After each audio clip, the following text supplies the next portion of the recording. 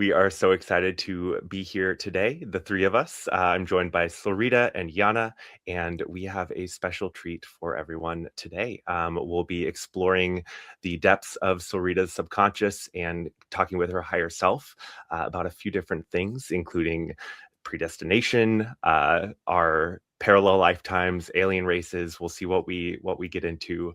But Yiannah is joining me today to co-facilitate and ask these questions because she's got some burning ones. So Thank you. Thank you. It's funny because, I'm the type of person where I shoot my shot. So when you and I, Solreta, had our last recording, I can't remember what it was on. Like, that's how crazy life is. Yeah. In the middle of whatever we were talking about, this burning question came in, something that's been on my mind for quite a while. And it'll be one of the first questions we talk about. And it's just one of those where I'm like, I need the Holy Grail. I need all the truth. And so I can't just listen to people who have their own thoughts. I need like a higher level something to give me some comfort in answers. And so as we're having that recording, I'm like, I gotta ask Solreta, and I'm gonna throw in there to see if I can make this happen. Because why not just ask? And if the answer is no, the answer is no. But if the answer is yes, I can get my answers questioned, or questions answered. My questions answered. See how excited I am? And so I'm just so happy to be here and just ready to just do this. Mm-hmm. Yeah, so exciting. And I just want to say, I don't know the questions that you guys have gone over independently. So I'm really excited to have just questions come in that I've got no idea about as well. Mm-hmm. Yeah. We'll see what your higher self has to share. Yeah. Awesome. Ready? Let's go for it. Do this. Now, may we speak with Solreta's higher self, please? Yes. We have permission to speak with Solreta's higher self? Yes. Wonderful. And do we have permission to ask questions today? Yes. Wonderful. Thank you. Well, we have prepared some questions, Yiannah and I, to ask you today. But before we dive into those questions, I'm curious, is there anything that you'd like to show us or anything you'd like to share with us before those questions? Not at the moment. All right. Jump into questions. Wonderful. Wonderful. Well then, Yiannah, would you like to ask your first question? We're just going to dive in with the age-old question of, are things predestined?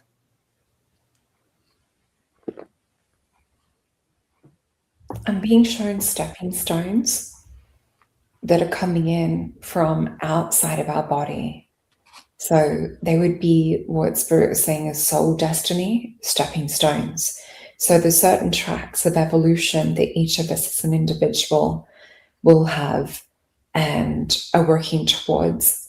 And so some of these are predestined, but the little happenings that happen within embodiment, some of them are unplanned, but a lot are predestined. So you'll find that there's certain people that you're supposed to connect with, but it's not always known exactly how the connection will take place. So there's a myriad of different things that can intervene, or sometimes different timelines oscillate in on a stronger wavelength when certain lessons have to come in sooner rather than later.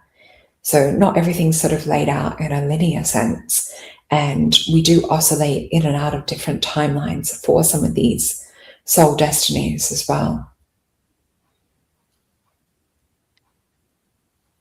So to clarify, the trajectory of where we are, quote unquote, meant to go is predestined. How we get there and the little things that kind of play out and how relationships could form could shift how we get there. But at the end, we're going to that same destination. Yes. And we can speed up the process. There's certain soul lessons and karmic situations that we can burn through much faster.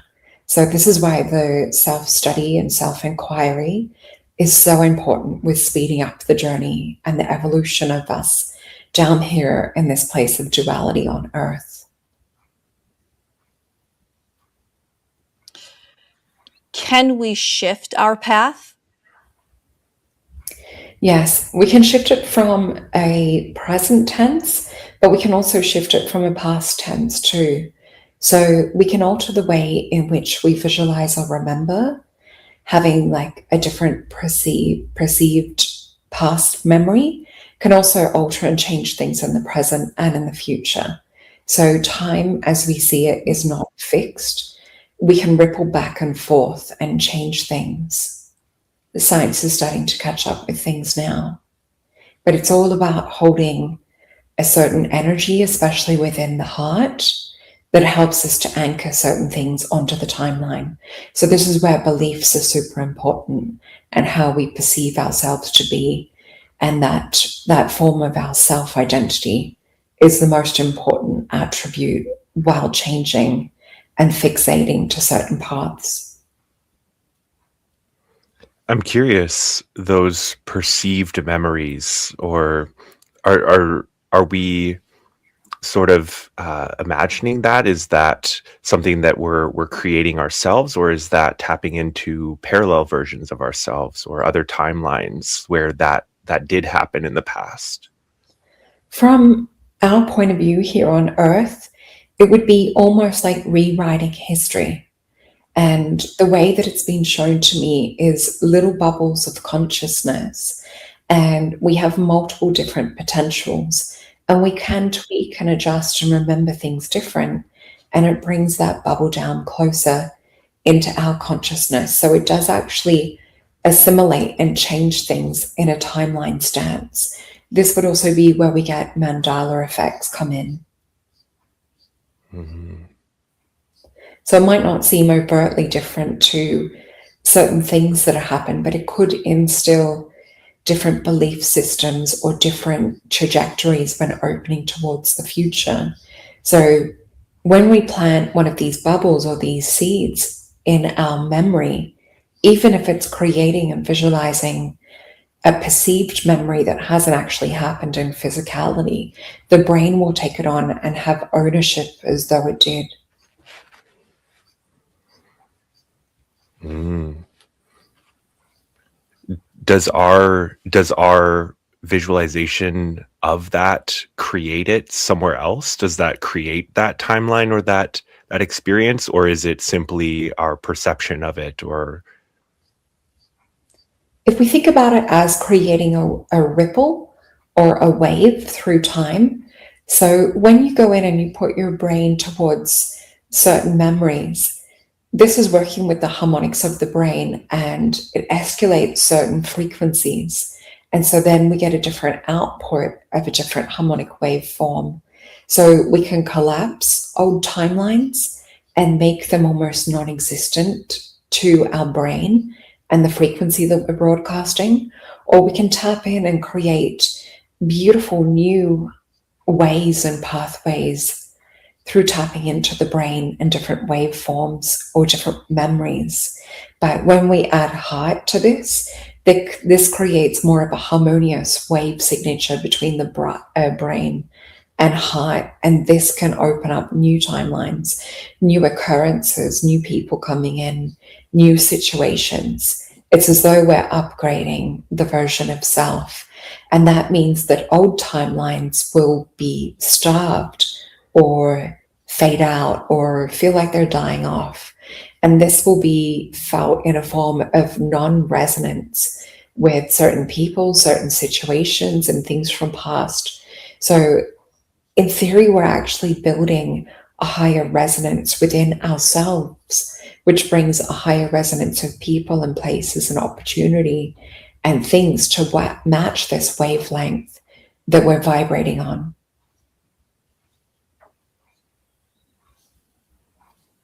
wow, that's so cool. Thank you for sharing that. It's really fascinating information. I'm definitely going to need to re-listen to that one. Yes. I wish I could paint the visual. It's like watching a symphony of music and art that they're showing me. Wow, that's beautiful. Are you able to describe any of those visuals? Yeah, they're showing me when we output. So if we get into a state of theta or even delta or gamma, our brainwaves become more harmonious and more conducive to how we create in this universe and how we create in this reality. When we add heart and feeling and emotion to it, it's like the beautiful chimes in a symphony.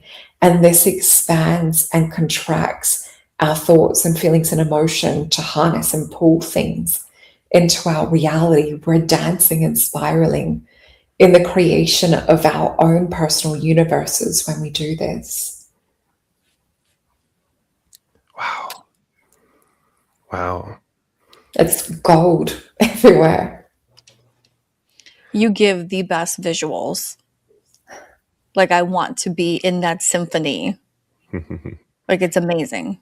And we're actually orchestrating right now. And this is also sending out wavelengths to people that are listening. And there's spirals of gold that are forming around them. We're all connected. Mm-hmm. I can see the gold around you. It's beautiful. Is there a way to tap into that space of being able to shift and collapse those timelines through making new memories to kind of shift the trajectory, or have, I don't want to say manifestations, but have things come to us quicker at a higher standard? Yeah. So if we think about old thought forms, old blueprints, old identities, they are no longer serving us. We need to starve these out. So that is a big part of canceling out the noise. And a lot of that's happening in beta. So when our brain's sort of like preoccupied, we might have some of these thoughts come in, but also when we try to relax and meditate, you might find that some of these come into theta as well.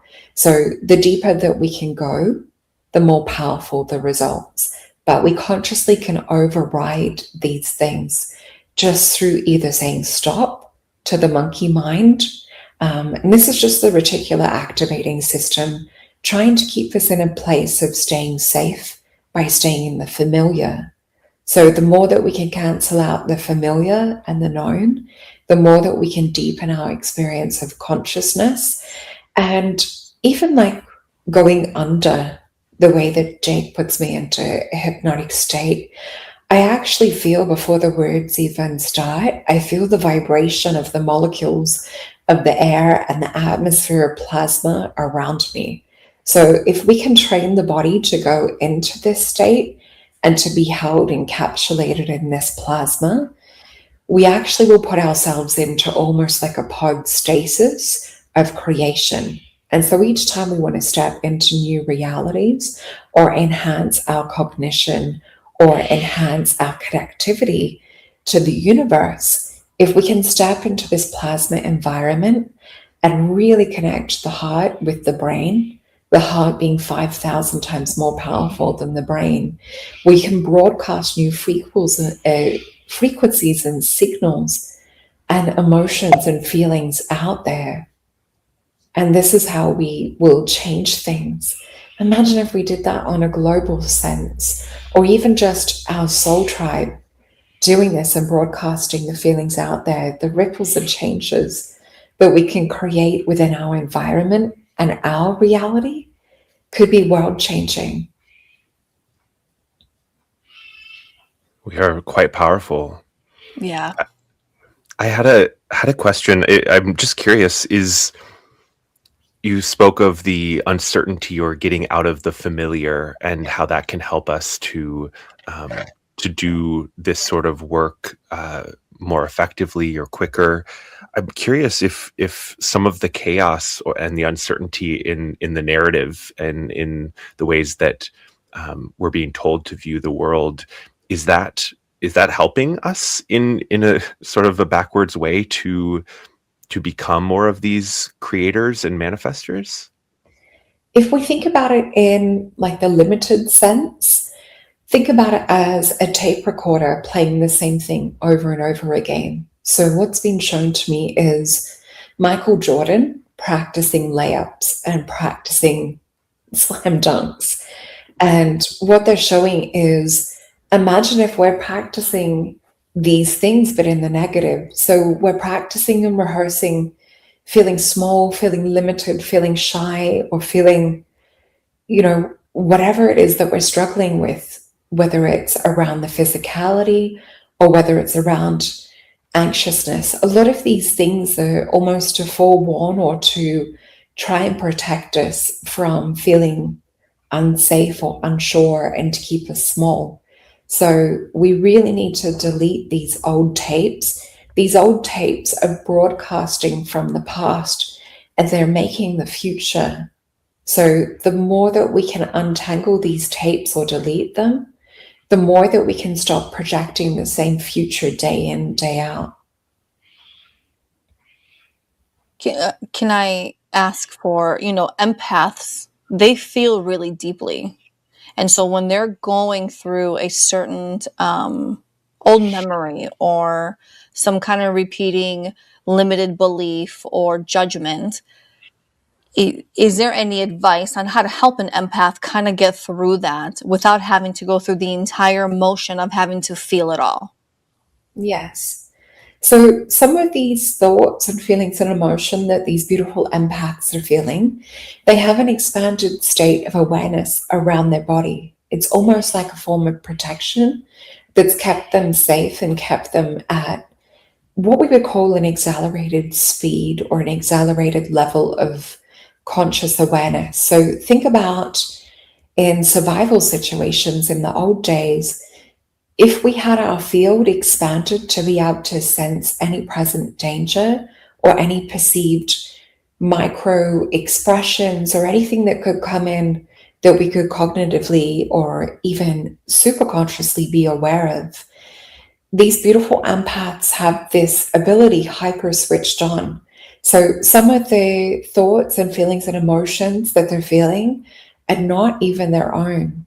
So we can even have thought worms that invade auric spaces or invade public spaces and things like egregores or thought consciousnesses. So think about, for example, walking into a city or a town where there's a lot of drug use that goes on. What happens is there's holes that tear into those geolocations, so geographical locations. And this creates almost like a rip in fabric of where a lot of astral entities can anchor in to our earth. So this is why we get some places that just feel bad. And empathically, we walk into that and we maybe pick up on that energy. We have to be careful not to pick up little hitchhikers or worms or parasites that can cling on to our aura. And this is also through people that more in the negative or more emotionally unstable or volatile. We can also pick up thought forms or these little astral worms or cracks that come through and try to hitchhike onto us. So it's essential that empaths learn how to cleanse their space, to cleanse the aura, and to form beautiful shields of protection. Well, what advice would you have for folks? I know you shared before some techniques and some approaches for doing this sort of protection as well as clearing. Is there anything specific you would recommend today? Yeah, I'm getting told the word spiritual washing, spiritual cleansing. So even just perceiving a beautiful golden light that's connected, that's your soul's consciousness, raining down that beautiful gold and showering, cleansing, and protecting. There are other more specific techniques, but this is a good one for general practice. And visualize it forming an auric golden egg of protection around you. Imagine it to be like a beautiful kind of individual personalized plasma golden sun with white plasma rays that are also raining out of it. So see it above the head, about 4 or 5 feet, and raining a plasma arc around you of spiritual protection. The other way that we know of on a physical level would be to practice pranic healing, things that are involving energy clearing, some frequency devices, or some Tesla forms of technology that you can also wear that protect your auric energy are also very useful.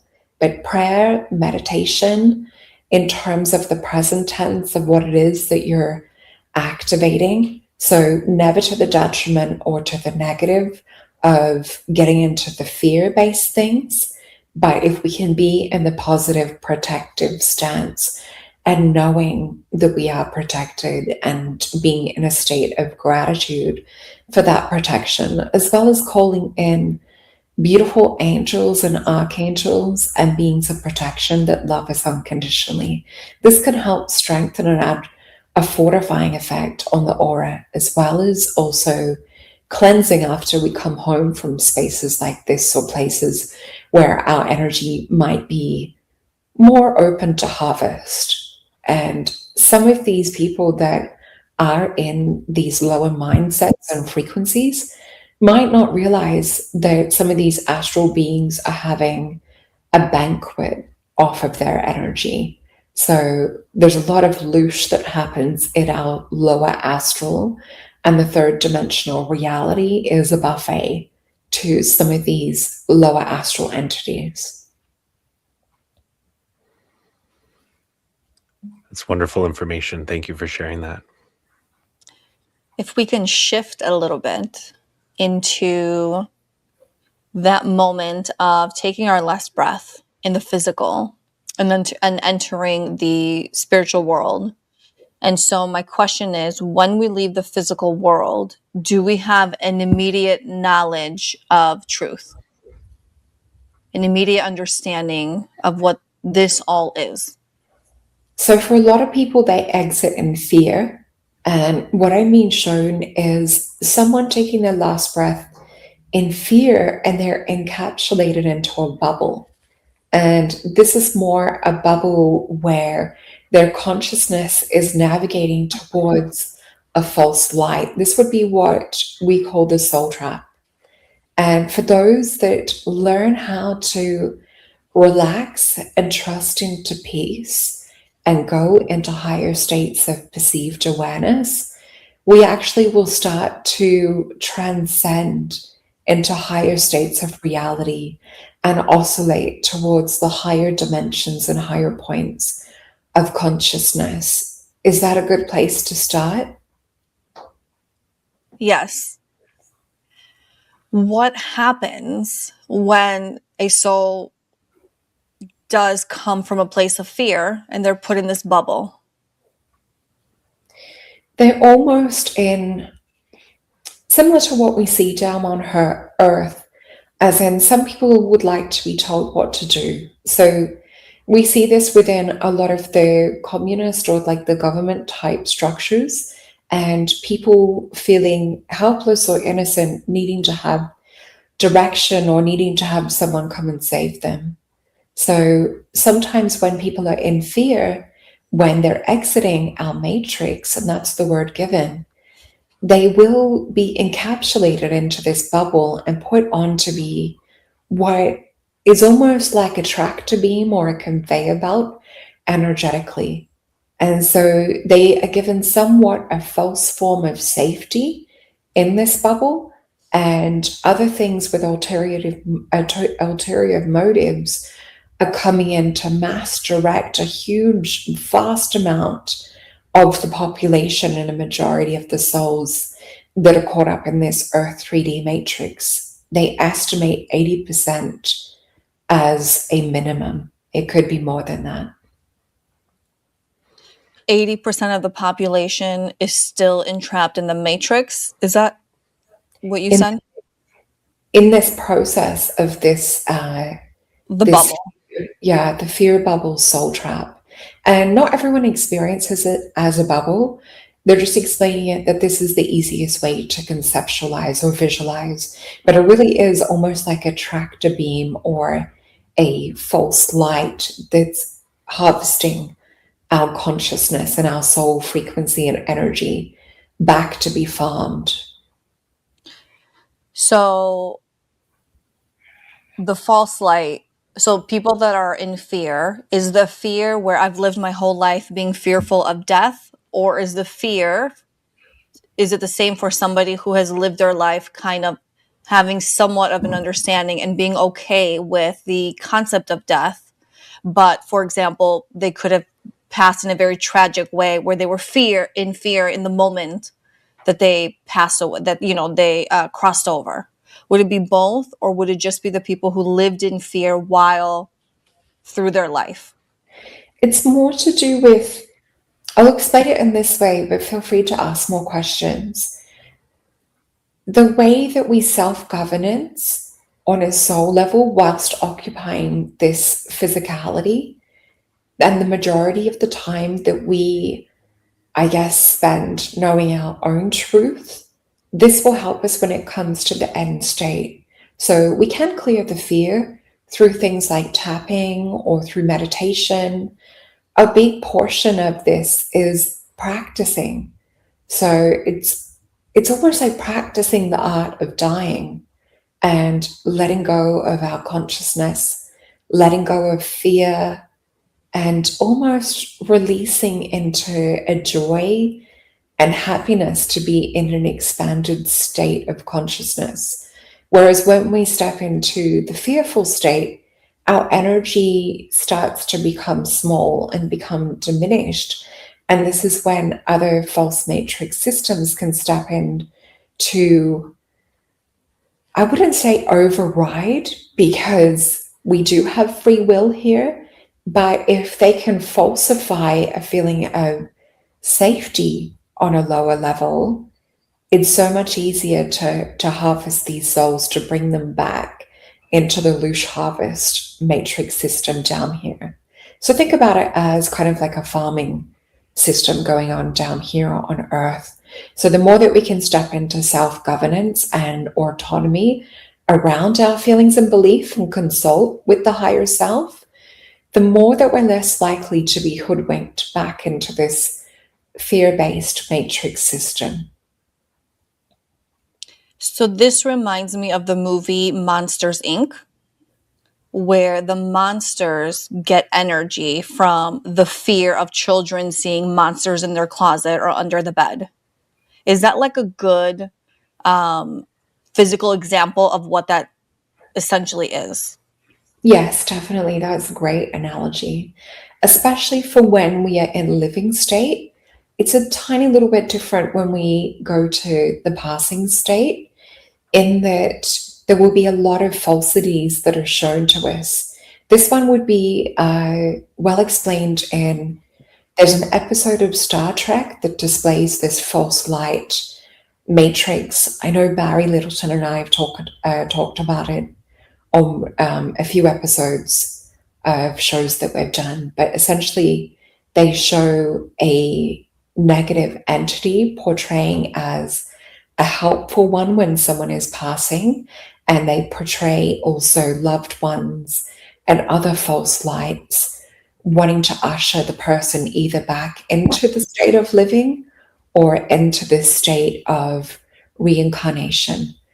It's also spoken about in different systems of consciousness, where they talk about samsara, and they talk about different states like samadhi, or getting into higher levels of consciousness. So if we can burn through our lessons, similar to how we spoke about at the start, or start to consciously meditate and reflect on why we're here on a soul level. So there'll be different people that show up in our life to help us finish off and finalize karmic lessons. But if we can have epiphanies and awareness around this beforehand, we can fast track things. And this will also help shift us up quite a few levels in that state of samsara, as well as shifting us up further away from that bubble and the false light matrix. We're more likely to be consciously aware and to step into this path of ascension. Some of these beings that we hear about in higher states of consciousness, or beings that we would say would be more of an ascended master-like state, will stay behind to help the people of Earth to expand their state of awareness and consciousness and to really choose self-governance.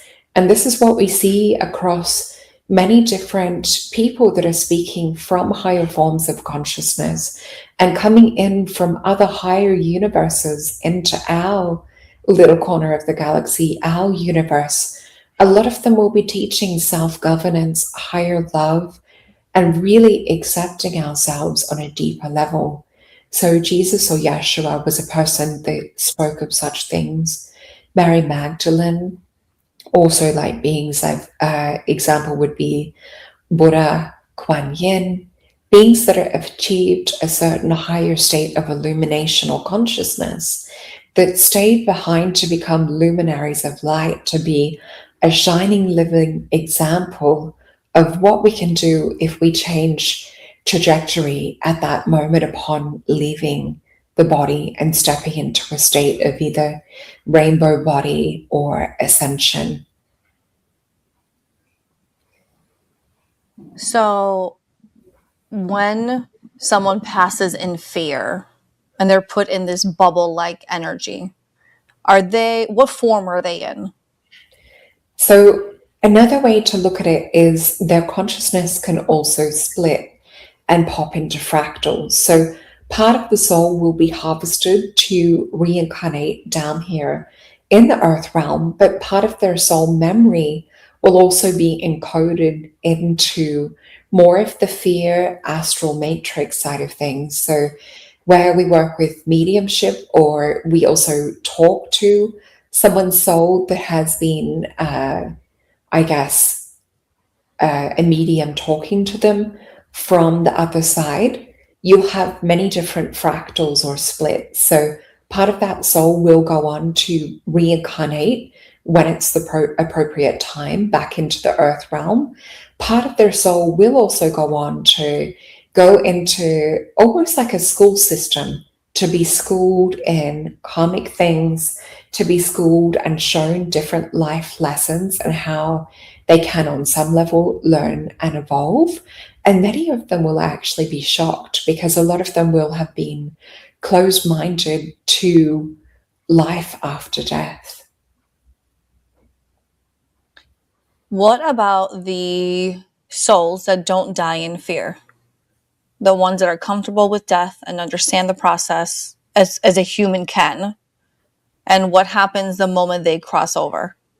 So they go to a state of bardo. Everyone does that. And I've seen this in people in comas as well. So think of it being a golden lit garden or bardo type area. Some people will describe this also as a body of water and going on a boat across the bardo in between states of consciousness or in between worlds.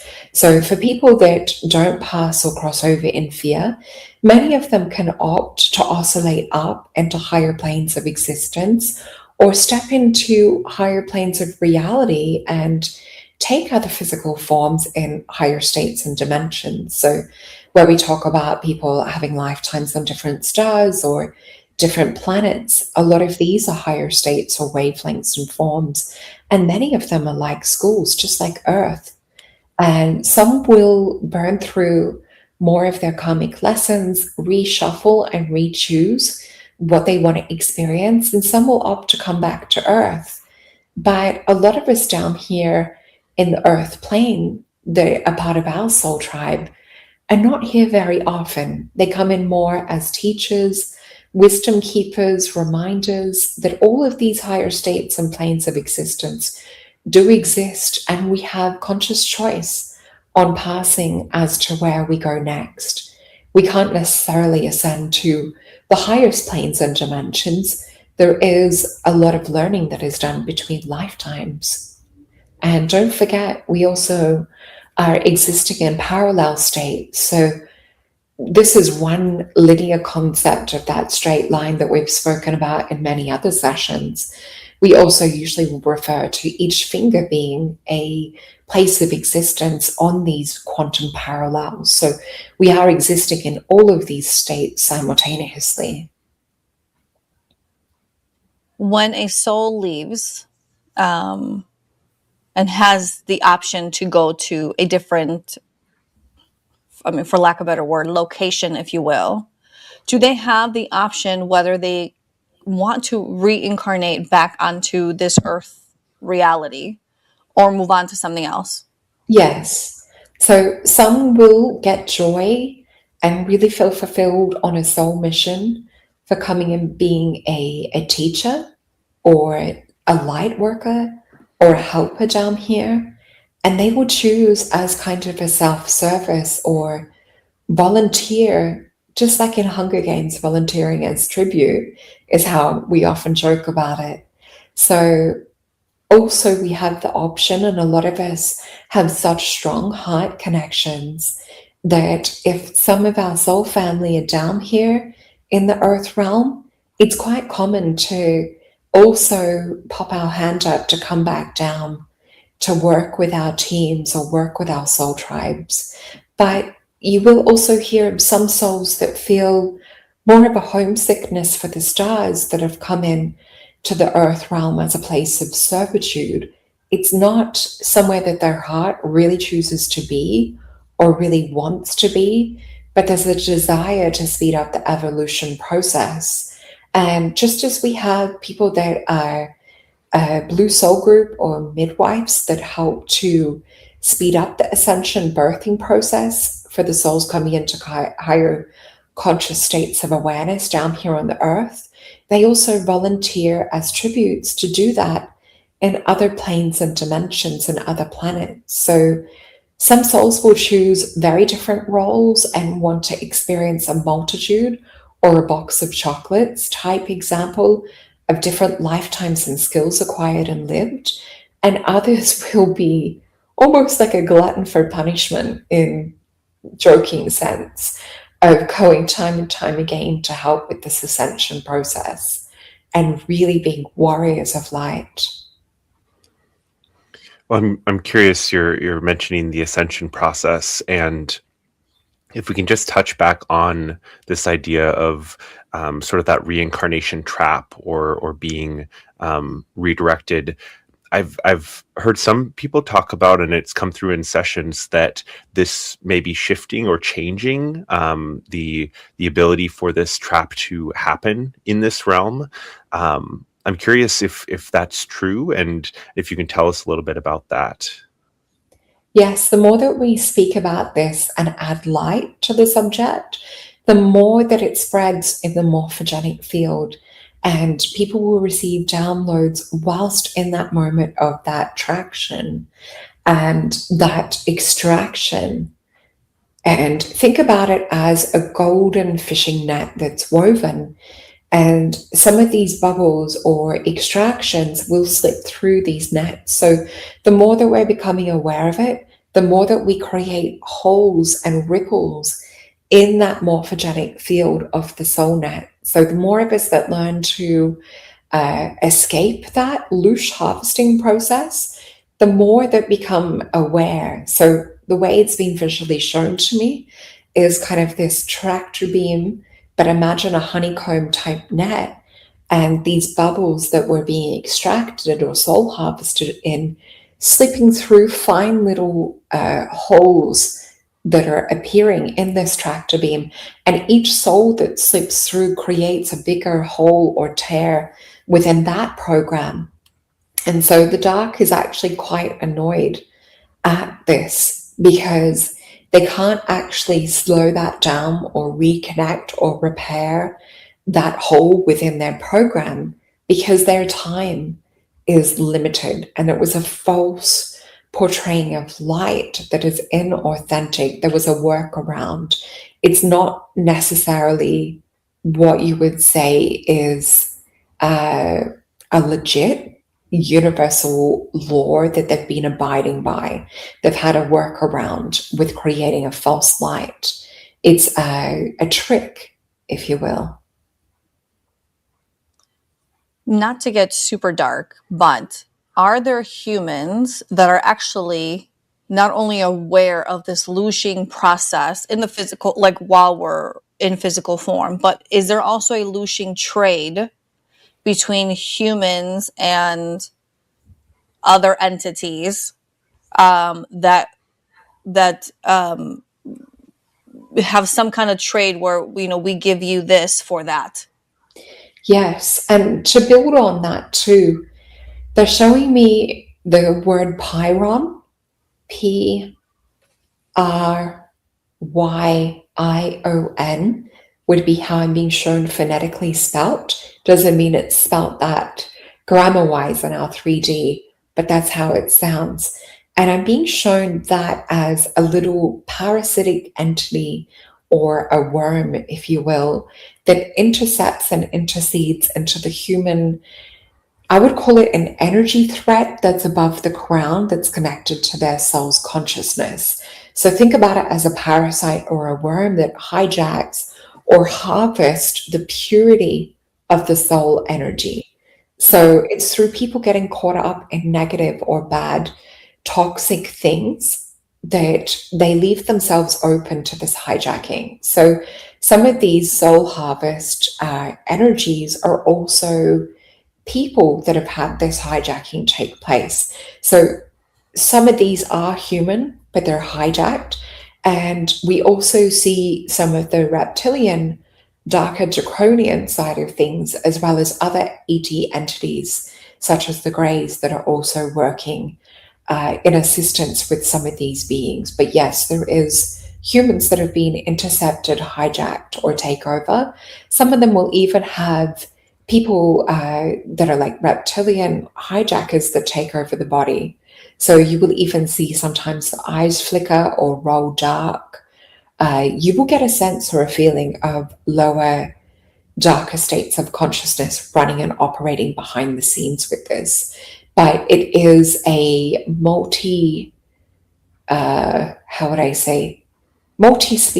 system that has been running and operating for lifetimes, going back to the dawn of our history. What is it that the humans who are aware of this and interacting with these other species, what is it that the humans are getting in return for all the looshing that's happening? Is it minerals? What is it?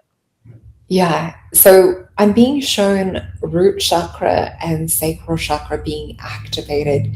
And I would say the best way I could describe it that they're showing me visually is there's chemicals within the physical body that are like a drug. And to healthy individuals, when they see some of these darker things, it would be a disgusting neurotoxin that would make you want to vomit or purge. And this is where angelic or pure beings have a fight or flight sense from wanting to protect innocent and wanting to get away from anything dark or negative. But people that have been infiltrated or given the elixir, talking about the A word, I won't say it here in case it's flagged, but you guys get the Adrena word that is quite often mentioned. So people that have had a taste of this, it corrupts their biology and it does something within the brain and puts a toxin into the brain that causes this worm-like parasite to also take root, harvest, anchored astrally.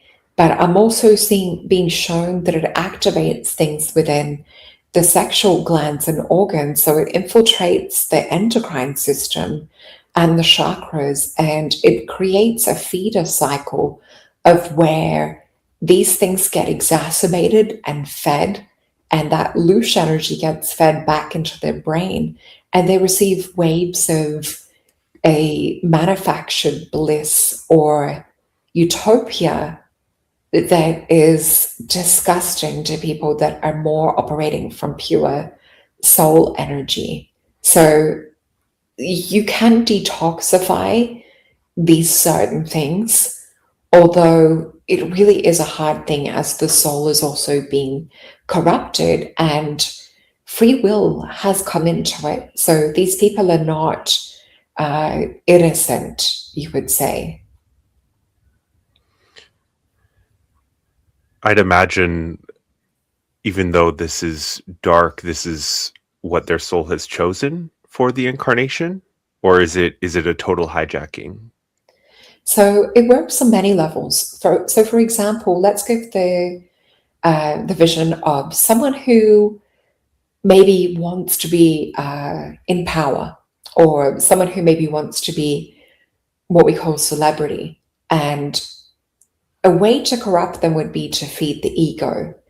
So someone who has this would also, you could have a balanced sense of this and a sense of someone knowing right from wrong.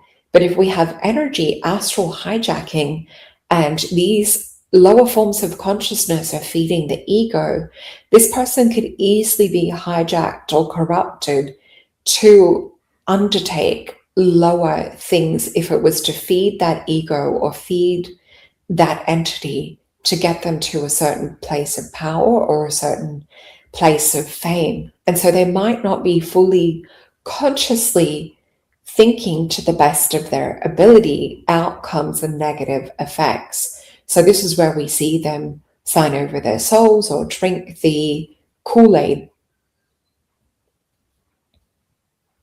Can they actually sign over their souls? Can someone actually sign over their soul?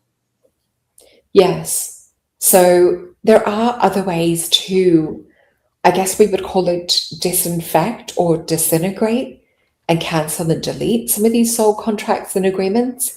A lot of it is wrapped up in ritualistic abuse as well. And so it's not so straightforward and simple to go about untying or detoxifying these soul contracts and agreements. And it's not something that would be deleted or cleansed and purified within one lifetime. It takes at least a cycle of 3 to 4 lifetimes to purge and purify the soul after having such a dark path. They're also giving me the word destiny too. So it's like their destiny changing or stepping into a different destiny path. So something also has to be released and unlocked around acquiring that destiny. So this might also change the trajectory and outcome of why they signed that soul contract. So they might have fame rebuked or places of power rebuked as well. So it's a pretty complex thing, but it can be cleansed and purified after a lot of work. Are they conscious of this selling their soul type of moment in their life? Is that a conscious decision that they're making, or is that something that's energetically taking place? I would say about, for some, 20% conscious. For those that have been used, abused, and confused and drugged, 3% conscious. So when making decisions from that lower level of consciousness or that crack of awareness, it would almost be they think it's a joke. And so there's not full 100% capability and awareness around this. So there is a bit of sorrow for some that have been through that torture, manipulation, used, abused, confused cycle that we see within some younger child stars. I'm curious, is this signing away a fractal of their soul, or is this, I mean, because this is a physically incarnated human, and so do they have sort of the right or the autonomy to sign over their oversoul, or like that larger part, or is this like a fractal? It would more be the fractal. So how you and I have spoken about the oversoul on other episodes, Jake, it would be, we still have other parts of our soul occupying other bodies in other parallel lifetimes and off-world and other earth lifetime situations as well. the other way to describe that 3 and 20% conscious part of those people, remember that when we're working and operating in the world, most of that is coming from 95% of our consciousness. So only 5% is in autonomy and operation while making decisions consciously. So think about 3% of that 5%. It really is a minute amount for some of these people that have been through these things, not having full awareness as to what they're doing. And then there's others that have so many entities and things, especially any that have been through darker magic or partaken in some of these ritualistic things. There's a lot of entities that have hijacked and hooked onto them. So when it comes time for them to sign over, it seems something light compared to a normal human that would see that as something very, very dark and very irreversible. I'm curious if you can elaborate or describe the connection between, because this very much sounds like sort of villains and good guys, and I know that oftentimes the most villainous in our lives can be very closely connected to us at a soul level or at a higher soul level. What are the connections between those being sort of taken advantage of in these situations, or finding themselves in these situations, whether conscious or not? Can you tell us a little bit about the relationships there? Do you mean the innocent victims that have maybe, I guess, found themselves in unfortunate situations? Is that what you mean? I guess I'm curious more about those the people who have signed away their soul, or signed away the fractal. What sort of relationships do they have with those they've signed it over to? Yes. So they have very limited autonomy when it comes to making decisions for themselves.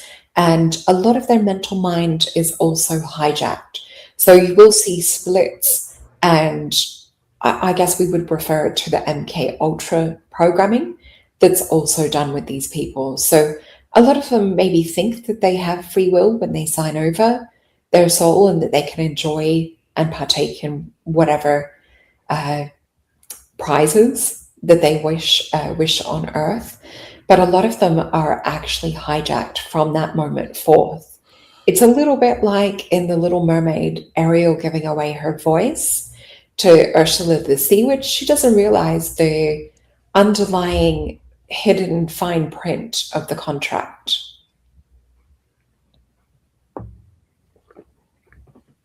I'd like to move us off of this just for a little bit, because I think I don't want to give it any more power or attention than we've already given it.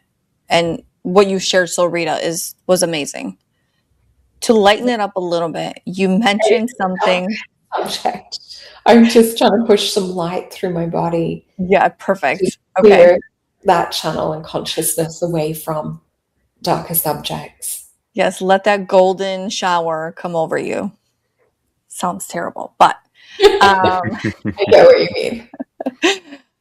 you mentioned something, you brought up, mediumship and all that. So I wonder, when someone, for example, if I'm receiving a reading and my grandmother comes through, what aspect of my grandmother is that actually coming through?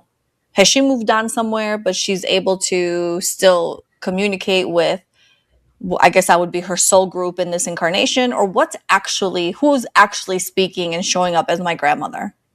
Yeah, so there's a few different ways to explain this, because many of us are in different states, different places once we cross over. So some people that have been parts of government programs or things like Montauk experiments or Philadelphia experiments, and yes, even CERN to a degree, some of these souls have almost like Some of them have like a quantum entanglement, or some of the souls will go into a place held between dimensions, almost like a little bit of a soul trap in pocket dimensions in a way, just from what I've seen through some of my work. And you'll have with some people, so say for the example you gave, contacting your grandmother. So you'll have the physical body is the part that we see decays and passes away and returns to Gaia.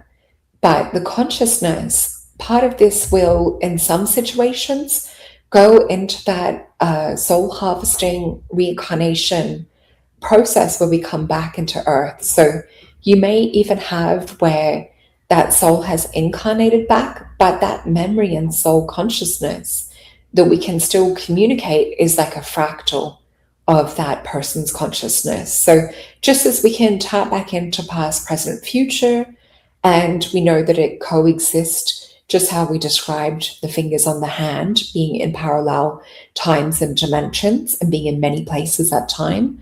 So we can talk to other people that we have lost, loved ones, but they may have also reincarnated back. And some of them will be in what I would say is like a school process system.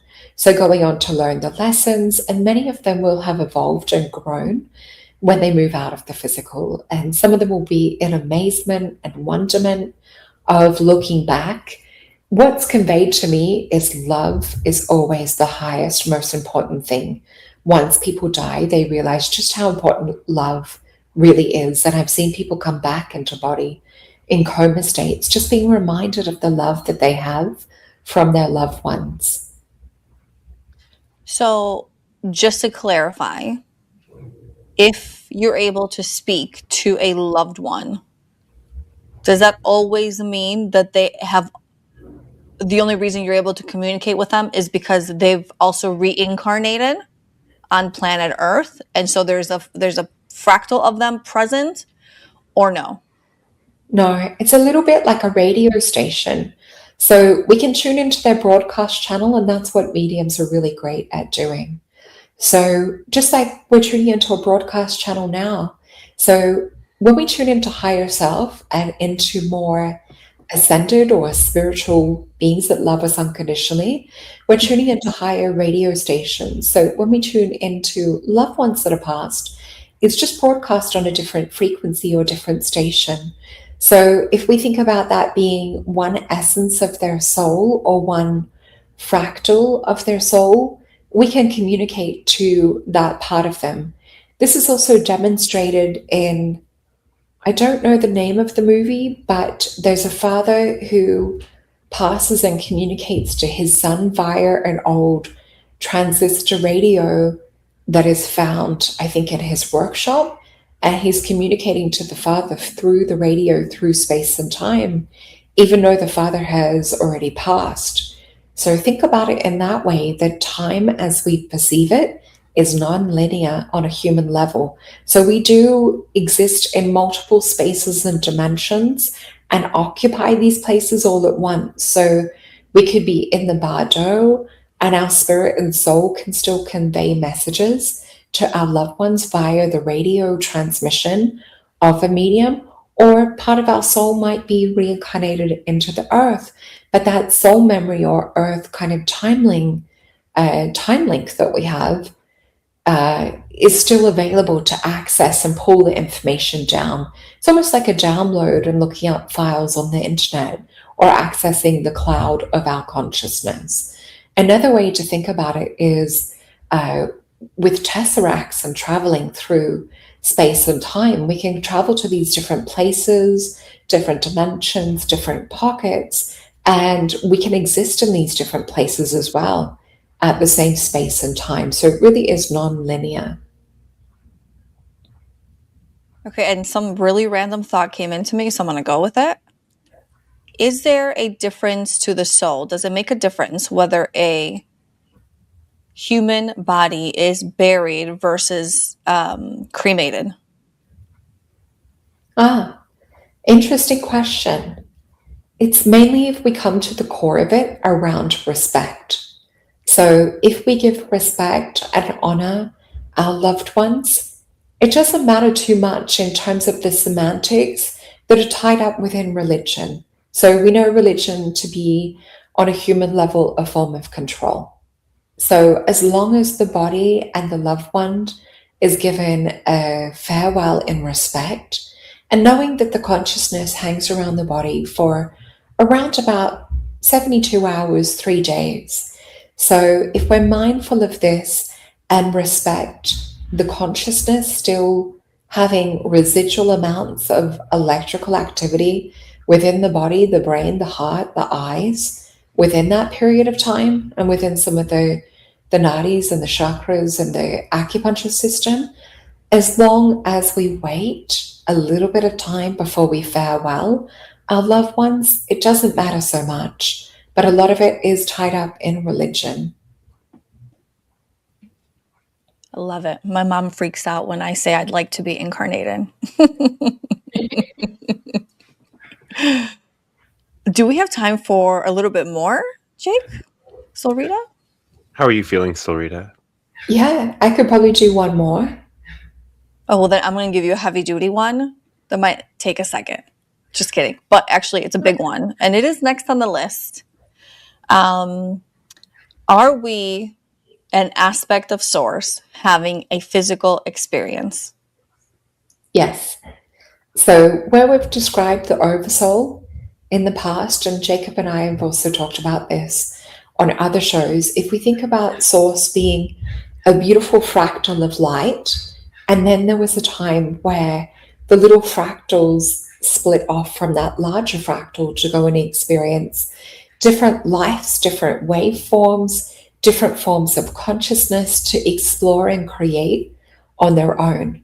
So it's source experiencing itself through infinite waves and infinite possibilities of consciousness. So we are a little fractal of that light. But if we think about source being an oversoul diamond fractal of light, and there we're one little diamond fractal that has a multitude of soul expressions, fractals. So think about the diamond shining, and each little glint or rainbow or fractal that comes off that is one of our soul essences that incarnates into a different life form, whether it's physical, non-physical, higher dimensional, earth realm. We occupy multiple space and time, all coexisting in the one time, not the linear concept that we're programmed or falsified to in school. Does source have a source? There is one actual original source. So when I look beyond, I just see what seems to be a void space, which is interesting because this they're relating to me is how we talk about a yoni birthing a soul essence into the world. So I'm being showed that Barry Littleton and I have talked about it as makos or black holes. And we know this to be record keepers of the universe. So there would be these black holes that have this beautiful diamond fractal of light that we know is source, but there is a multitude of sources as well. And then when I trace that back, it keeps going and going and going, almost like fractals. If we look at the Mandelbrot and the beautiful paisley-like design and print unfolding on itself, and then we look within the pattern and it's unfolding on itself again, it just goes on and on and on like an Mobius strip. And what is the point of it all? Learning and love. If we can return back to the essential source of love, we can actually bypass a lot of lower frequency lessons. So practicing regularly, feeling that transmission of source and love, we can actually start to migrate away from some of these lower lessons.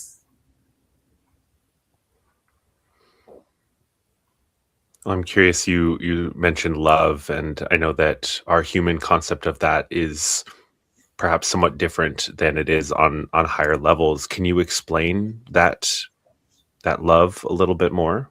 Yeah, I'm so glad you asked that because there is a distinguished energy. So, humanity in the third dimensional realm, the color clairvoyantly that we see mostly around the heart chakra is green, which is more of a physicality, third dimensional love. And it does have limitation in terms of when we look at a higher frequency, upper level love, it comes in as beautiful essence rippling of pinks and golds. And this is more conducive and very similar to do with source and the love that we experience from source. So some beings will actually remember themselves existing in this state. And I think we spoke about this in one of the other sessions that we did, in one of my memories being splitting off from source, but being a gold and pink light. So this is an essence of a higher form of love.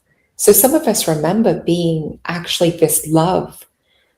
Does that help sort of distinguish between the two different types of love?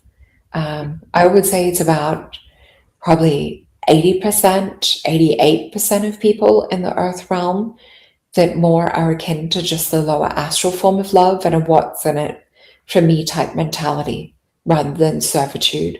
So servitude, or coming in to help the whole, or to be what we call a light worker or a being of service, is more coming in with waves of this higher love frequency. These souls come in from higher dimensions and not usually just from earthbound. No, that's a beautiful answer, and I'm so glad you shared it. Thank you. Thank you guys for all of your questions, and also to our soul tribe. As we've said in the other ones, I feel them around us when we're talking. So I just want to express my love, my gratitude to them and to you guys, and for the amazing questions. And thank you to helping us to stretch and to grow and open our minds. And yeah, just sending waves of love and gratitude to you, Yiannah, and to you, Jacob. Thank you. I can feel Thank it. you. Well, do you have anything else that you'd like to share with us before we go? I feel satisfied and happy. Thank you. Thank you.